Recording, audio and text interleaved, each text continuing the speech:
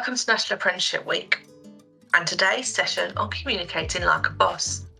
My name's Carly and I'm one of the learning consultants here at Umbrella Training. So as I said, this session is going to be all about communicating.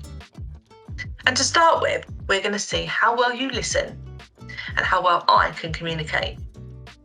So we're going to have an activity on sending and receiving information. Now, you are going to need a pen and paper for this, so you might want to quickly go and grab one for me so that we can start the task. So hopefully you've grabbed a pen and paper and you're all ready to go. Now, for this task, I would recommend that your paper is landscape.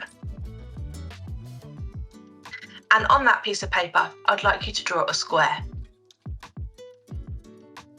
Now, once you've drawn that square, if you can, in the middle, going downwards, draw another line to make it into two rectangles. So let's take that first left-hand rectangle and you're going to break it up. So by that, I mean taking one line and drawing it diagonally from the top right left-hand corner down to the bottom right-hand corner. And then you'll repeat that and do the same from the top right-hand corner down to the left-hand corner in that left-hand side rectangle. So then we should have four more triangles in that square.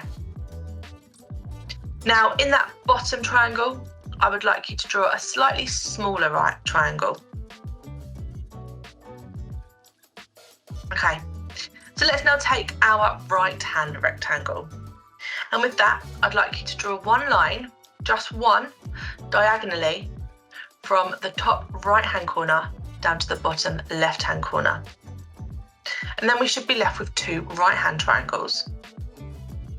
Now in that top triangle, I would like you to draw a circle. And this circle should touch the edges of each side of that triangle. And then inside it, draw a smaller one, a smaller circle. Okay, so I'll just repeat that last bit. So from the top right-hand corner to the bottom left-hand corner of that rectangle, we want to draw a line. Then we need to draw a circle in that top right-hand triangle. And that circle should touch the edges of each side of the triangle. And then we want to draw a smaller triangle inside that. So hopefully you're all finished and you're ready to see what I've just communicated to you. And hopefully we might have some similar images. So this is what I was drawing, or I was telling you about for you to draw. Now, think about it. How did you feel? You couldn't see the image I was describing. I couldn't see what you were drawing. I couldn't really come up and point at anything, or I couldn't at all. I tried not to use any body language. And did it make that communication process harder for us? Now, do we know what the communication process is broken down into? Or that it's broken down into three different aspects? I've just communicated with the words, and I've probably used a bit of tone, but I haven't been able to show any body language. Now, do you know, or thinking about it, what would you say has the biggest impact when we're communicating? Maybe write down your thoughts. Write down on that piece of paper what you think has the biggest impact when we are communicating with others.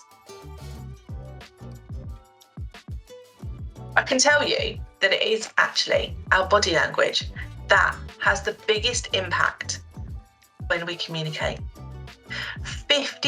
A massive 55% of how we communicate is through our body language. It could be through our facial gestures, it could be through hand gestures, eye contact. All of these things show that we're communicating. 38% of how we communicate is through our tone. So how we say these words. Are we clear? Are we loud? Are we happy? Are we shouting? Can we tell we're angry? We might be quiet.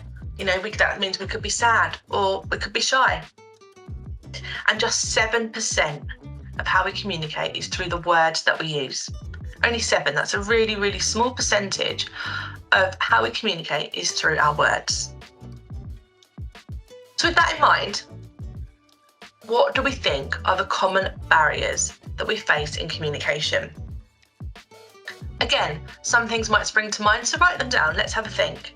Let's see what you think are the common barriers that we face when we communicate with each other. So I can tell you some common barriers that we may face, especially in hospitality, also in general, could be reluctance to communicate. Maybe we just don't want to. We're not willing. It could be our reluctance to listen. And I'll talk about this in a little while, but we might hear, but we don't necessarily listen to them words. We don't digest the words that are coming.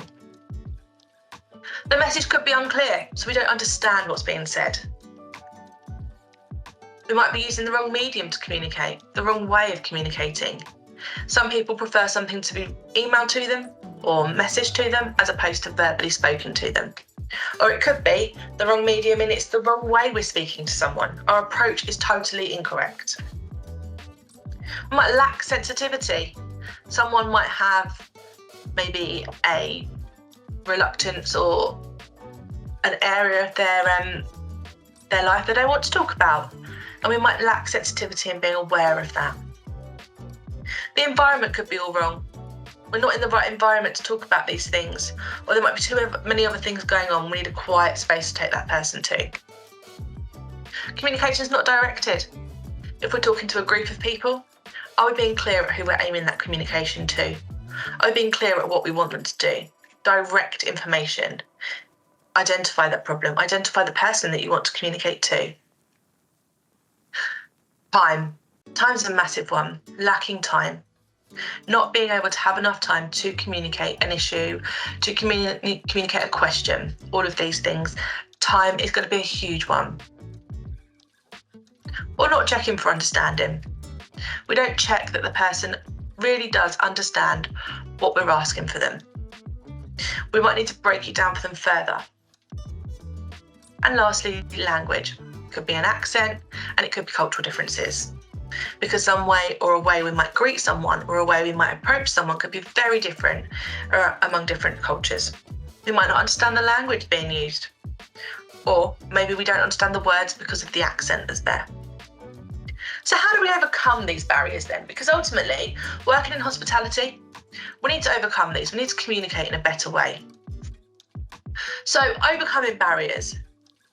We need to adjust to the world of the receiver. We need to really know who that receiver is, understand how we can communicate to them, how we can reduce these barriers. We need to use feedback.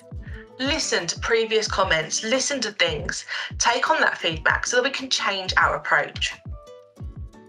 We might need to use reinforcement. If we've got that person that's reluctant to listen, they don't want to listen to us. We need to use reinforcement. We need to reinforce the statement. Or maybe we've been unclear. Reinforce that.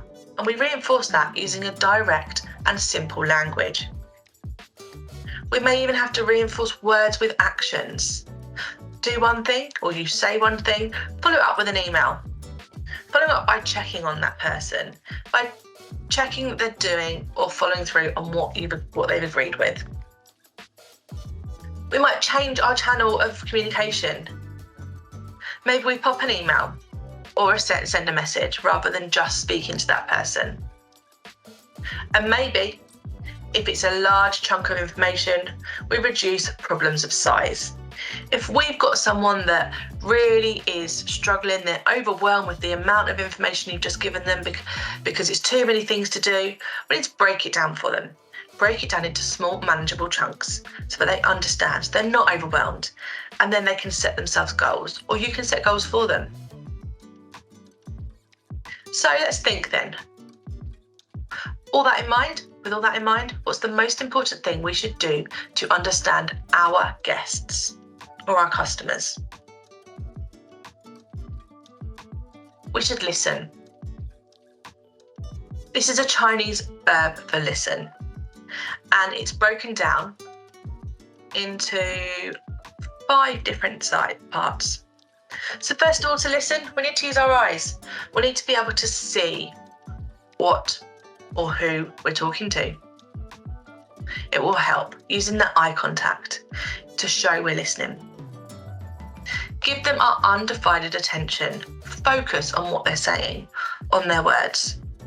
And by showing that we're focusing, again, we could use eye contact. We might be nodding in agreement. Our facial gestures might change. We might light up, we might smile. All of these things show that we're listening. We use our hearts to feel. And by this, we have a bit of empathy. We use our minds to think and give responses. And by doing that, we're showing that by non-verbal gestures. We might answer, we might ask more questions to clarify.